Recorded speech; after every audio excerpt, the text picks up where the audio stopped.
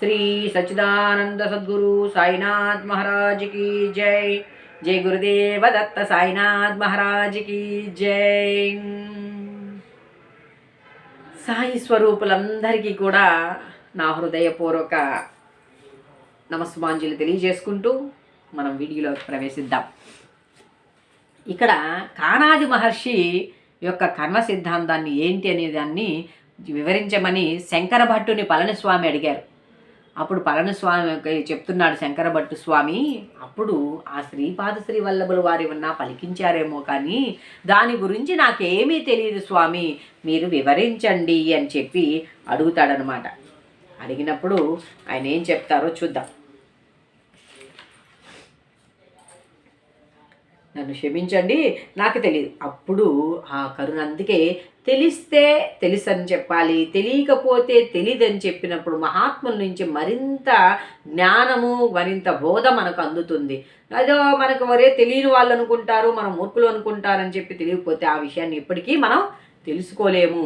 అలా వినయంతో తెలియదు అని చెప్పి వారి ద్వారా మనకు అద్భుతమైనటువంటి జ్ఞానాన్ని శంకర భట్టులు గారు అందిస్తున్నారు.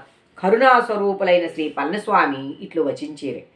సమస్త సృష్టిలు కూడా పరమములైన అణువులచే నిర్మింపబడి. చూడండి, అణు సిద్ధాంతాలు చెప్తే మనలో శరీరంలో కూడా న్యూట్రాన్స్, ప్రోటాన్స్ అంటే కణములు, అణువులు, పరమాణువులు అంటారు దీన్ని. మన శరీరంలో కణకణానికి అని కూడా మనం చెప్తూ ఉంటాం. అట్లా దాని గురించి ఆయన అందిస్తూ ఉన్నాడు. అణువులచే నిర్మింపబడింది. అటువంటి పరమాణువుల కంటే సూక్ష్మమైన కణముల ఉనికి వలన విద్యుల్లతలు ఉద్భవించును. సూర్యుని చుట్టూ గ్రహములు వివిధ కక్షల్లో పరిభ్రమించు రీతిన స్థూలమైన ఈ సూక్ష్మ కణములు కూడా తమ కేంద్ర బిందువును అనుసరించి మహావేగముతో తమ తమ కక్షల్లో పరిభ్రమించుచుండును. ఇటువంటి సూక్ష్మ కణముల కంటేను సూక్ష్మమైన స్థితిలో ప్రాణుల యొక్క సమస్త భావోద్వేగముల స్పందనలు ఉండును. చూడండి, మన లోపల ఆ అణువులు, కణాలకు కలిగినటువంటి ఆ పరస్పర సంబంధాన్ని తెలియజేస్తూ వాటి నుంచి వచ్చేటువంటి ఆ భావోద్వేగ స్పందనల గురించి తెలియజేస్తూ ఉన్నాడు. స్పందనశీలమైన ఈ జగత్తులో, అంటే స్పందన అంటే మనందరం కూడా ఇప్పుడు నేను మాట ద్వారా స్పందిస్తున్నాను, వినడం ద్వారా విని దాన్ని అర్థం చేసుకుని స్పందించే వాళ్ళు, ఏదైనా ఒక చర్య ప్రతిచర్య అంటాం కదా, అలా మనం స్పందించిన ఈ జగత్తులో ఏది కూడా స్థిరంగా ఉండదు. చంచలత్వమే దీని స్వభావము. క్షణము మార్పుల చెందుటయే దీని స్వభావము. ఈ స్పందనల కంటేను కూడా సూక్ష్మస్థితిలో దత్తప్రభువు యొక్క చైతన్యం ఉంటుందట. వారి అనుగ్రహము పొందుట ఎంత సులభ సాధ్యమో అంత కష్ట సాధ్యము కూడా సుమా. అంటే గురువు యొక్క అనుగ్రహాన్ని పొందాలి అంటే అత్యంత సులువుగాను లభిస్తుంది, అది ఒక్కొక్కసారి అత్యంత కాఠిన్యంగాను ఉంటుంది, కఠినంగా అంటే కష్టసాధ్యంగా కూడా ఉంటుంది. ప్రతి కణమును అనంత భాగములుగా విభజిస్తూ పోయిన ఎడల ఒక కణ భాగము శూన్య సమానమగుచుండును. అంటే మనం చూసుకుంటూ పోగా ఎక్కడో ఒక కణభాగము శూన్య సమానమగు. అనంతములైన మహాశూన్యముల యొక్క సంయోగ ఫలితమే ఈ చరాచర సృష్టి. చక్కగా మనకి అర్థమయ్యే రీతిలో పళనిస్వామి మన శరీరంలో ఉండేటువంటి ఆ అణుకణ సిద్ధాంతాన్ని తెలియజేస్తూ ఉన్నాడు. కర్మ మహర్షిది, కానాద మహర్షి. కష్టసాధ్యం శూన్యం సమానం. అనంతములైన మహాశూన్యముల సంయోగ ఫలితమే ఈ చరాచర సృష్టి. పదార్థము సృష్టి అయినట్లే పూర్తిగా దీనికి భిన్నమైన వ్యతిరేక పదార్థము కూడా ఉండును. కనిపించేటువంటి పదార్థమే మనం ఈ సృష్టిగా గోచరమవుతుంది, అది సృష్టి అయినట్లే దానికి భిన్న రూపమైనటువంటి, అంటే మరో రూపంగా ఉండేటువంటిది, దానికి భిన్నము అంటే వ్యతిరేక పదార్థం కూడా ఉంటుంది. ఇవి రెండునూ కలిసినప్పుడు వ్యతిరేక పదార్థము నశించును. పదార్థము తన గుణగణములను మార్పు చేసుకొను. ఈ కనిపించేటువంటి పదార్థం ఏమైందో లోపల ఉండేటువంటి ఆ కణ స్పందనల ద్వారా దాని యొక్క ఇదిని మార్చుకుంటుందట. గుణగణాలు అర్చావతారంలో ప్రాణప్రతిష్ఠ జరిగినప్పుడు, ఇప్పుడు చాలామంది అంటారు కదా విగ్రహాలన్నీ కూడా వేస్ట్, అవన్నీ ఏదో తీసుకొచ్చి తయారు చేస్తారు పెడతారు, దాన్ని చెప్తున్నాడు ఆయన. ప్రాణప్రతిష్ఠ జరిగినప్పుడు ఆ విగ్రహమూర్తులు చైతన్యముగానే ఉండి భక్తుల మనోభీష్టములను తీర్చుటకు సమర్థవంతుడు అగును. వాటికి మన సనాతన ధర్మంలో కావచ్చు, మన శాస్త్రాల్లో కావచ్చు, ఆవాహనాది యొక్క మంత్రాల ద్వారా ఆ యొక్క ప్రతిష్ఠ చేసేటప్పుడు ఆగమ శాస్త్రం ప్రకారం చేసేటువంటి దాంట్లో ఆ యొక్క ఆ విగ్రహంలోకి సమస్త సృష్టిలో శూన్యంలో ఉన్నటువంటి ఆ యొక్క శక్తి ఏదైతే ఉందో దాన్ని ఆకర్షింపజేస్తారు మన పండితులు. అప్పుడు అది అలా మన భక్తులు అలా ప్రాణప్రతిష్ఠ జరిగినటువంటి ఆ విగ్రహము, అంతకుముందు అది మనం అనుకున్నట్టు ఒక రాయే, కానీ ఎప్పుడైతే ప్రాణప్రతిష్ఠ జరిగిందో అప్పుడు అది భక్తుల యొక్క అంతరంగములందరి యొక్క ఆ యొక్క మనోభీష్టములను గ్రహించి వాటిని తీర్చుటకు సమర్థత కలిగి ఉంది అంటున్నాడు.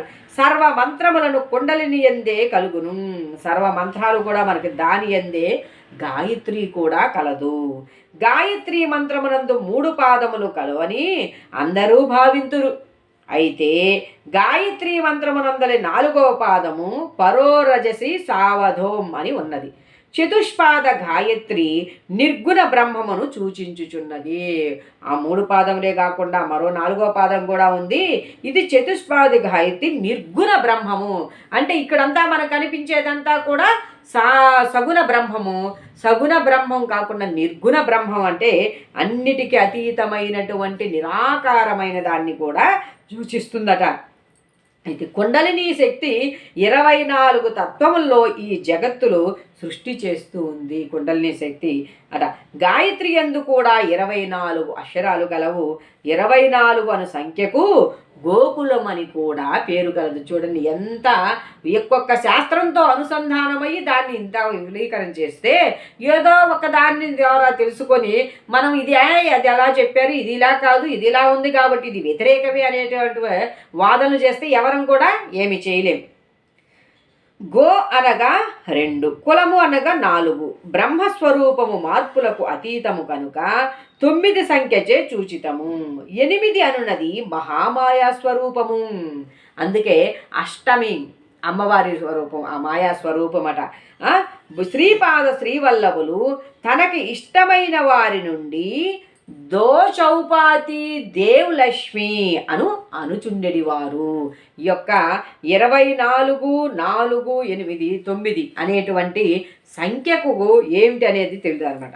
జీవులందరికీ పతి స్వరూపము పరబ్రహ్మమే కనుక పతిదేవ్ అనున్నది 9వ సంఖ్యను, లక్ష్మి అనున్నది 8 సంఖ్యను, అనున్నది 2వ సంఖ్యను, చౌ అనున్నది 4 సంఖ్యను సూచించున్నవి అయి ఉన్నవి. ఈ యొక్క సిద్ధమంగళ స్తోత్రంలో చౌపాతి దేవ్ లక్ష్మీగణ సంఖ్య బోధిత శ్రీచరణ అని వస్తుంది కదా. దానికి ఆ శ్రీపాద శ్రీవల్లభుల వారు ఆ యొక్క గాయత్రి మంత్రంలో ఉన్న 24 బీజాక్షరాలు అన్నారు కదా. నిర్గుణ బ్రహ్మాన్ని తెలియజేసినటువంటి చతుష్పాదము ఉందని చెప్పారు. అట్లా ఈయన ఎలా ఏంటి అని చెప్పి చౌపాతి అంటే అంటే 2, చౌపాతి అంటే 4, దేవ్ అంటే పతిదేవ్ అనేది 9 సంఖ్య, ఇలా లక్ష్మి అనేది 8వ సంఖ్య, ఈ విధంగా ఉంది అని చెప్తూ అనుటకు మారుగా ఆయన అయి ఉన్నవి. చపాతి అంటే చపాతి అంటే భిక్షకు యాచించేవాళ్ళు కదా, అక్కడ వెళ్ళినప్పుడు ఆయన చపాతి దేవ్ లక్ష్మి అనేటువంటి దానికి బదులుగా భ్రంశంగా విచిత్రంగా ఆయన చౌపాతి దేవ్ లక్ష్మి అనేవాడు పిలుచుచు 22, 4, 9, 8 అనే సంఖ్యను జీవులకు గుర్తు చేస్తూ ఉండేవారు.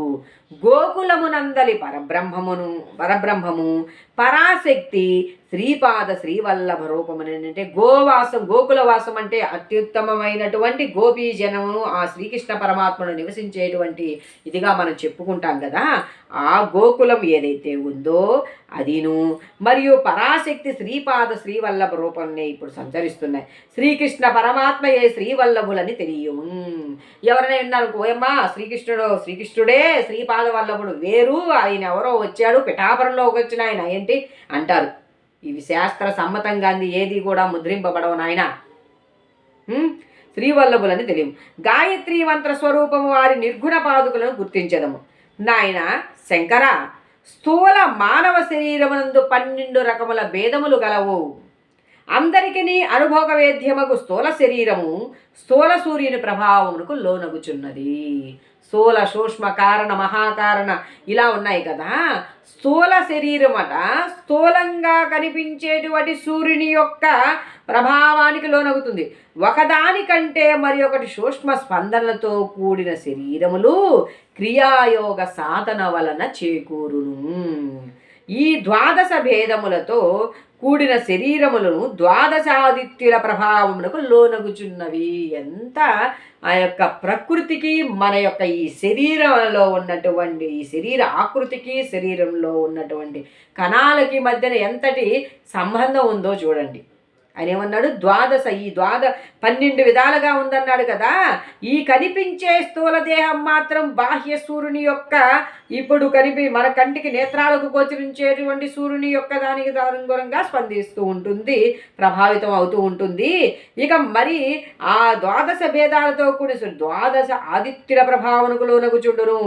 అయితే శ్రీపాద శ్రీవల్లభుల స్వామి ఉన్నారే, ఈయన 12 ఆదిత్యుల కంటే కూడా అతీతమైన వారు కనుక వారి యొక్క దివ్య స్థూల శరీరము చిత్ర విచిత్రములైన దివ్య స్పందనలను కలిగి ఉండును.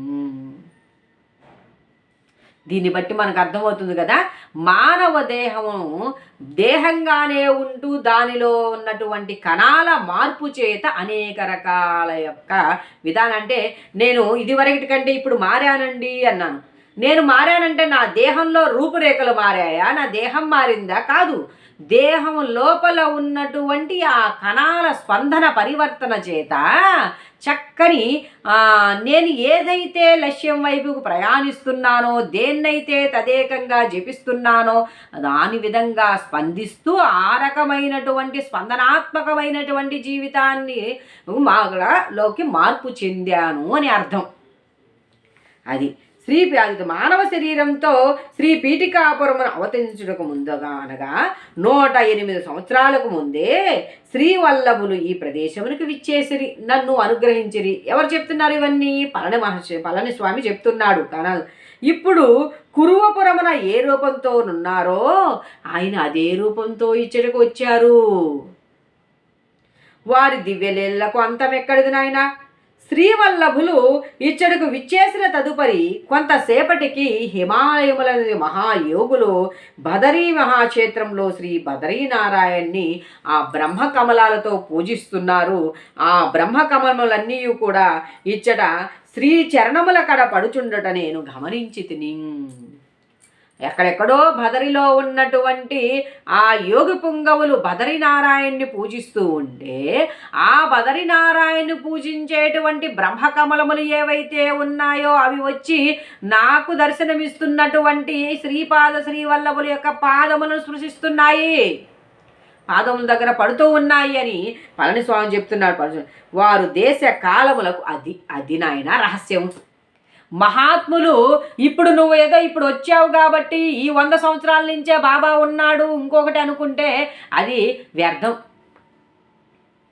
మహాత్ములు కాలానికి అతీతులు. మనకి సప్తఋషులుగా చెప్పేటువంటి ఆ యొక్క భరద్వాజ మహర్షి, వశిష్ఠ మహర్షి, వీళ్ళందరూ కూడా ఏ చరిత్రలో ఏ భాగవతంలో తీసుకొని అంటే వారి యొక్క విధానం అది.